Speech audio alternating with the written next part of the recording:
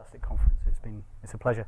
So I'm going to talk about a restricted problem of change points where we have a time series which is noisy, but it just has level shifts in it. So everything else is pretty much the same. The variance is the same in the noise. The noise is potentially independent, and we're just looking at where the time series changes level. So you might call it a level shift detection problem. And I'm going to tell you where I encountered this problem and what got me started on it.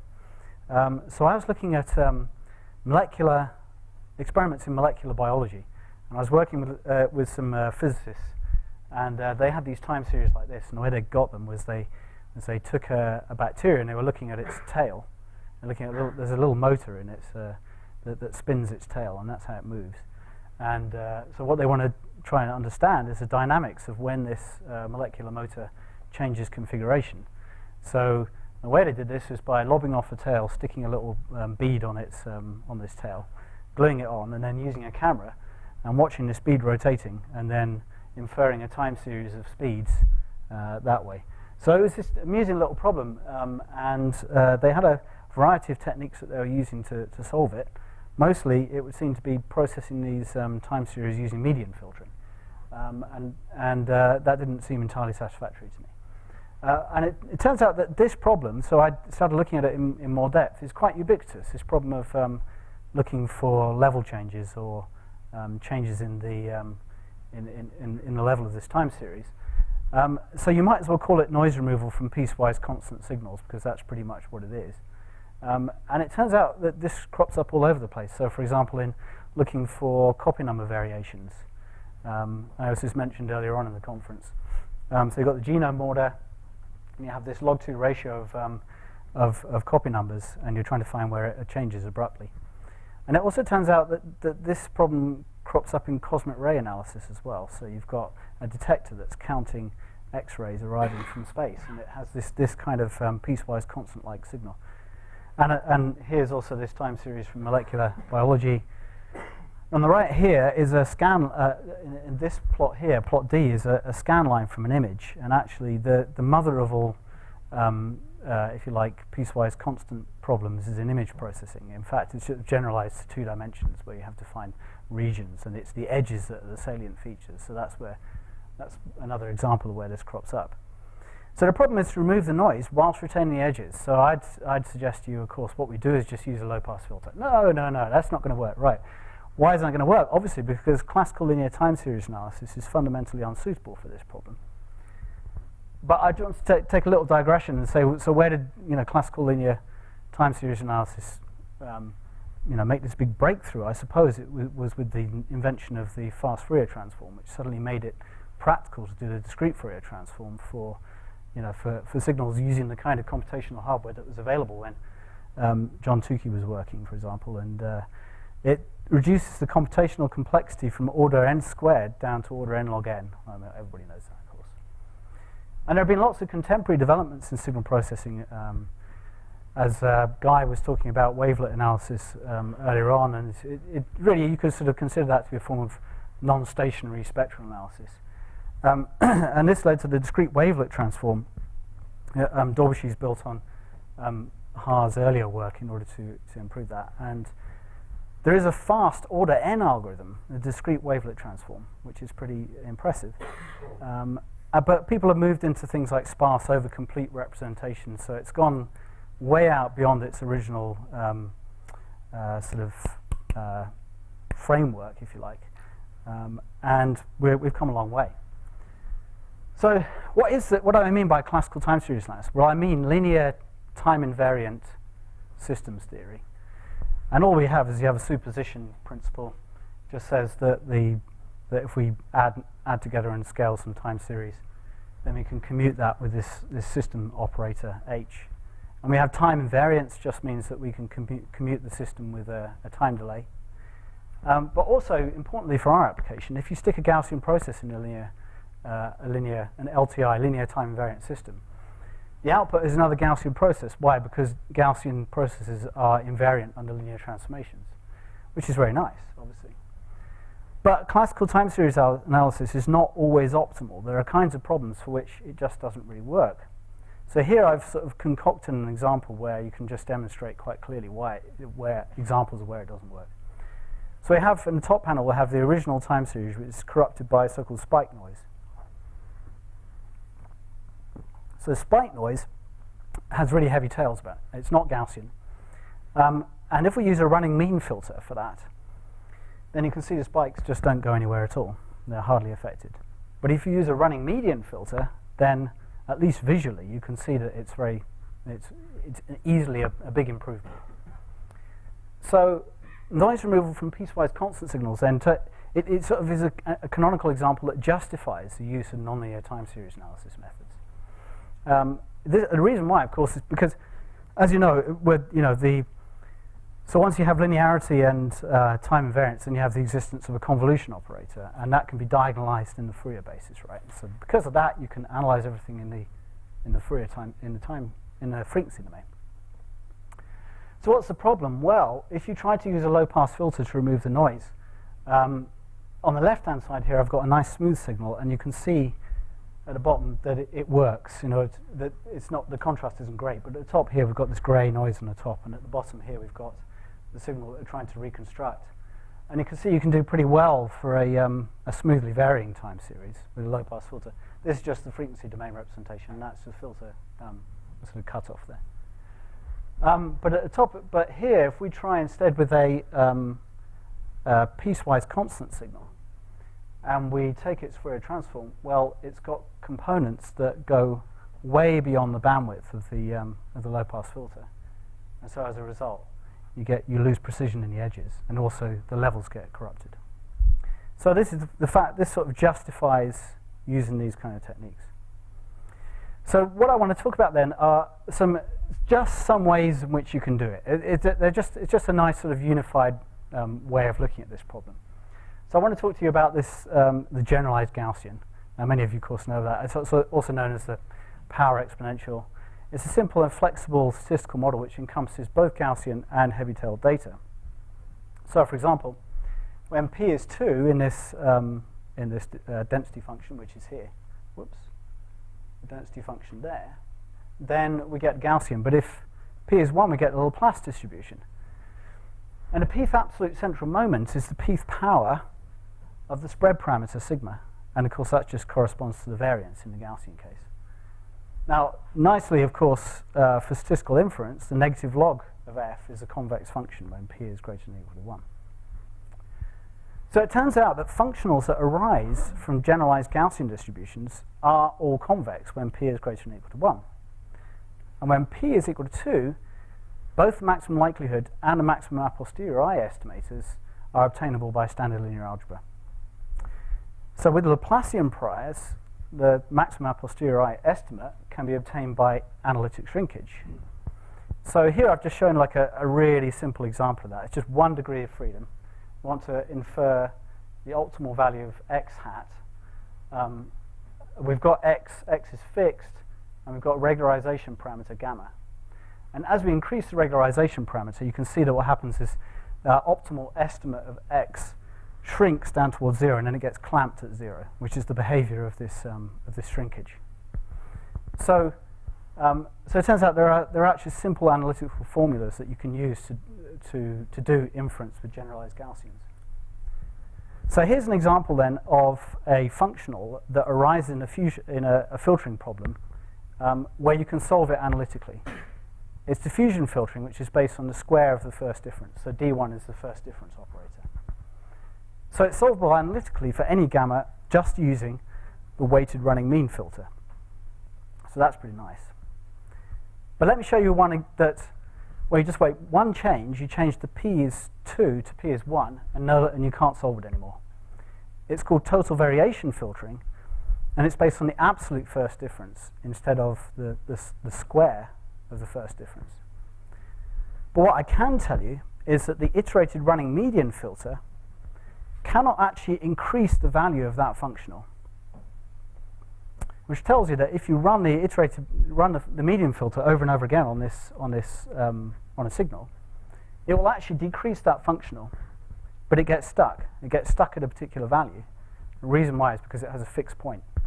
And you can show that quite, there's some simple analysis which can show that. So here's an example of another regularization problem, which is based on the absolute first difference, and it's called total variation denoising. And it comes up in image processing.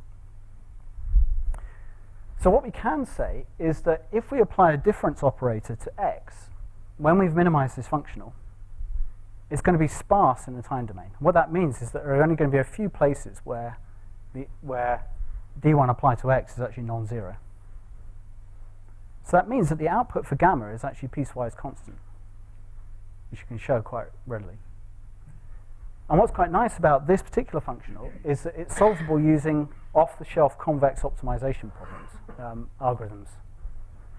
But also I want to show you that there's a nice solver that you can come up with here, which is basically a sort of semi-analytic method for solving this. It's called a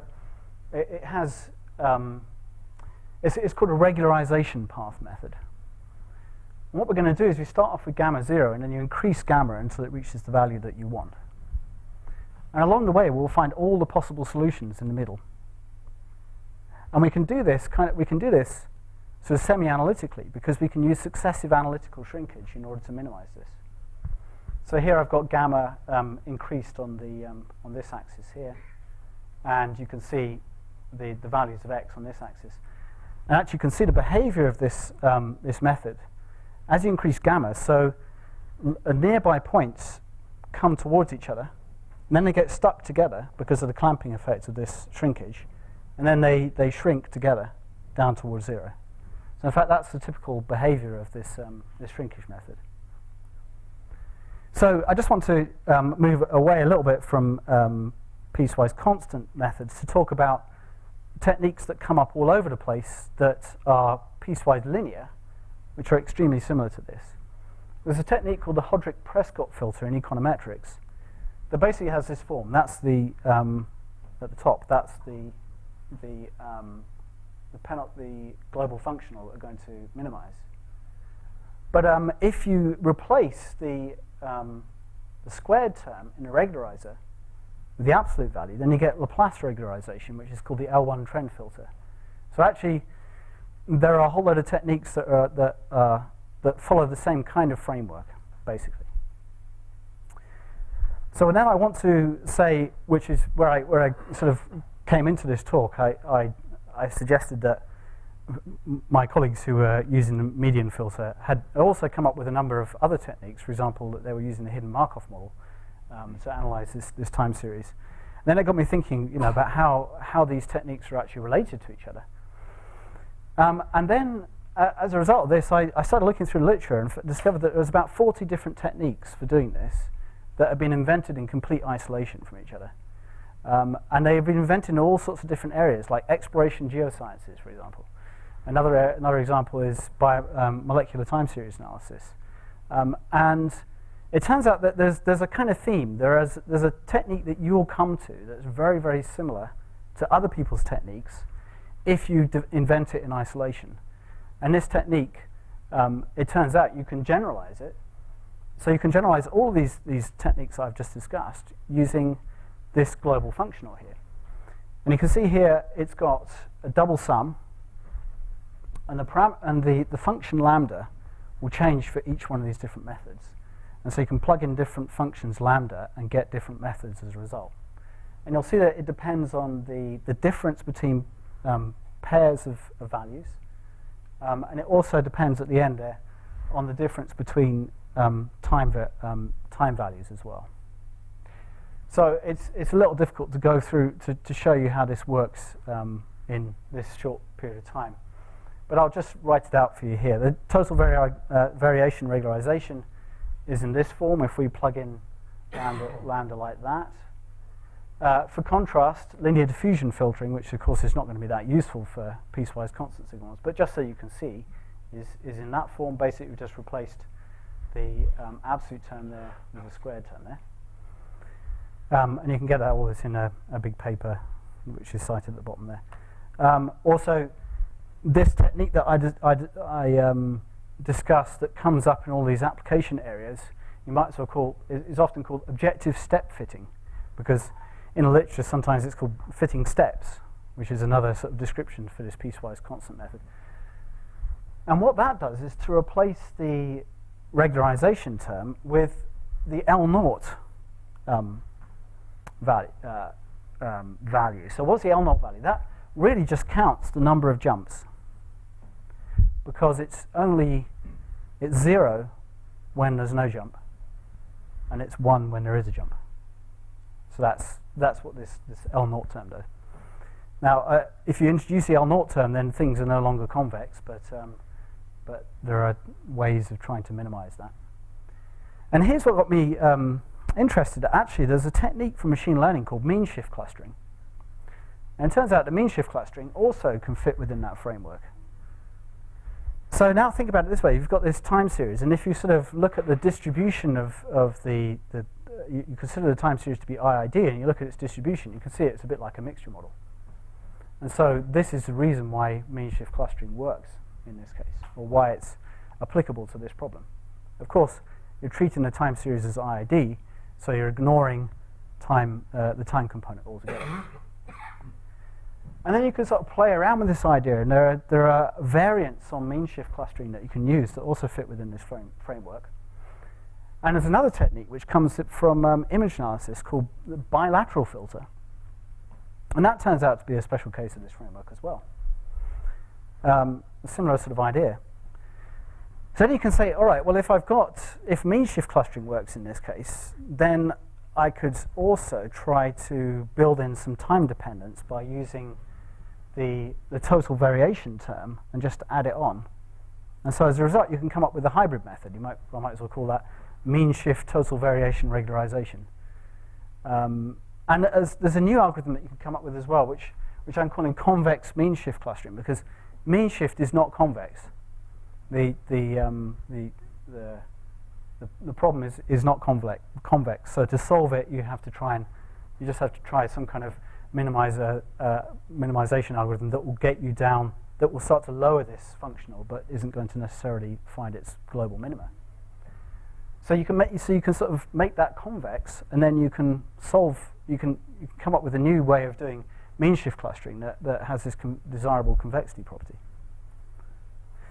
So I've introduced this functional and then say, well, you can just minimize it. But then, well, how would you go about doing that? I mean, there's countless ways you can try to minimize a functional. And if you get lucky, the functional is convex. If it's convex, then, for example, total variation regularization, you can use quadratic programming. I mentioned a nice algorithm that uses it's a sort of homotopy method, this path regularization path following method.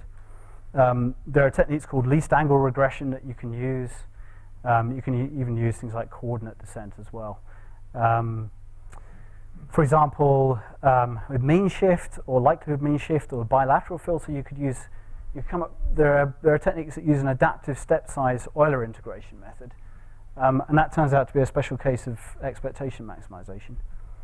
And then for these non-convex jump penalization or objective step fitting methods that come up all over the place, well, you can use sort of exhaustive stepwise jump placement and removal techniques to address that.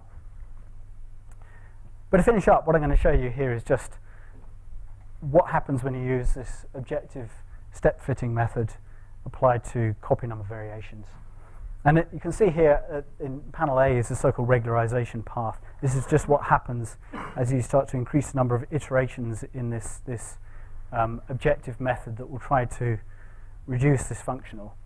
Panel B, we've got the iteration number against the functional value, and you can see that you can get its out of sample, an estimate of the out of sample value of this, such that you could pick an optimal value of the regularization parameter by using cross-validation, essentially. Panel C just shows you the typical kind of fit that you get, and as you change gamma, the regularization parameter, you can see all that gamma is really going to do is it's going to control the width of the features that are left in the signal once you've applied this optimization method. So, for example, as gamma gets larger, so thinner features get removed, and that tells you, of course, that gamma is a bit like a timescale parameter, which is how we'd interpret it in filtering anyway. So, all right, okay, to finish up, last slide. So, there's an open source MATLAB toolbox. You're welcome to download it, play around with it. It implements lots of these different ideas. There's the URL. Your contributions are welcome, and get in touch if you're interested. Thanks very much.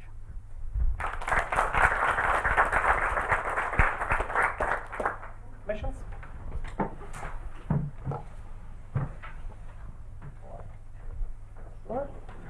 Just a quick question about the computational side of these algorithms. Could you just maybe comment somehow? The computational side, you mean? I mean, computational complexity? Yeah, also the things, I mean, how much time and... Yeah. Well, all the algorithms that I've described here, the minimization methods, most of those are going to be pretty fast. I mean, this doesn't require an awful lot of effort in order to try and minimize this functional. Of course, it's going to scale with the length of the time series. So if you've got a very, very long time series, of course, it's going to be slower. So yeah. Particularly using MATLAB. Particularly using MATLAB, that's right, yeah. So we much prefer to use Julia instead, yes. So yeah, it's going to be, there are certain techniques that are just not going to work on very, very large problems. Presumably quadratic programming, I mean, once you introduce things like slack variables into the optimization problem, then you can have, say, 4 or 5 times the number of variables in the problem, and a quadratic programming optimizer probably isn't going to be a good idea in those circumstances. But then something like a path following method would be order n squared, so yeah, that gives you an idea. Any other questions? Well, let's come next.